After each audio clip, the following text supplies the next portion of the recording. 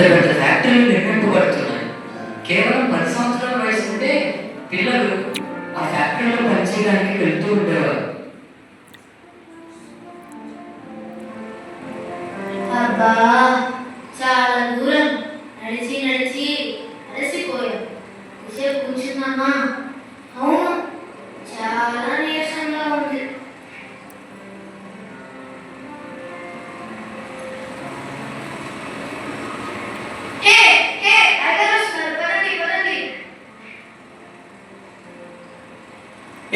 ఏంటి పడిపోయావు? నేను పని చేయి. అయ్యా అయ్యా, నాకు బాగా ఆకలేస్తుందయ్యా, నీరసంగా ఉందయ్యా. పొద్దునే కదా తింది, నేను పని చేయి. ఏంటి నిదానంగా నడుస్తున్నారు? తొందరగా నడవండి. వారికి చదువు లేదు, వారిని అర్థం చేసుకునే వాడే లేదు. వారి జీవితమే ఒక సమస్యాత్మకంగా ఉన్న పరిస్థితుల్లో వారి పైన కనికరం చూపించిన ఏకైక వ్యక్తి రాబర్ట్ రైట్స్. సెప్టెంబర్ 14, 1736లో తల్లి మేరీ డ్యూ, తండ్రి సీనియర్ రైట్స్ కు ఇంగ్లాండ్లోని గ్లౌసెస్టర్ ప్రాంతంలో జన్మించారు. ఒకరోజు రాబర్ట్ రైట్స్ తన ఫ్రెండ్తో కలిసి ఆ నగరంలో నిలిచుండగా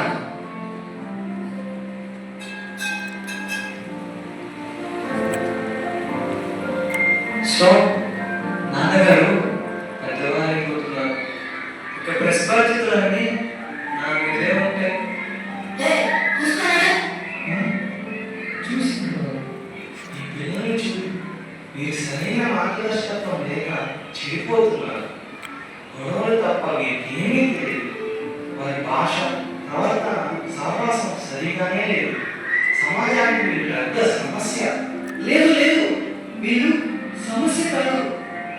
పేదరికం, అజ్ఞానం, పరిస్థితులు వీళ్ళని ఇలా తయారు చేసి వీళ్ళ చదువు కోసం మనం ఏదైనా చేయాల్సి చూసావు కదా రాబర్ట్, వీళ్ళు మంచి మార్గంలో పెట్టడం చాలా కష్టం.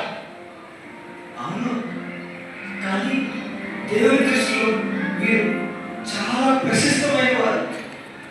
దేవునికి అసాధ్యమైంది ఏది లేదు కదా. సరే, ఈ ప్రెస్ టైం అవుతుంది కదా, వెళ్దామా? అయ్యా నాకేమండి, అయ్యా నాకేమండి. నువ్వు ఆగు, అది నాకు. పిల్లలు ఆగండి, ఇదిగో ఇటు చూడండి. మీరు ఇలా లాక్కూడదు, మీకు ఇచ్చింది తీసుకోవాలి.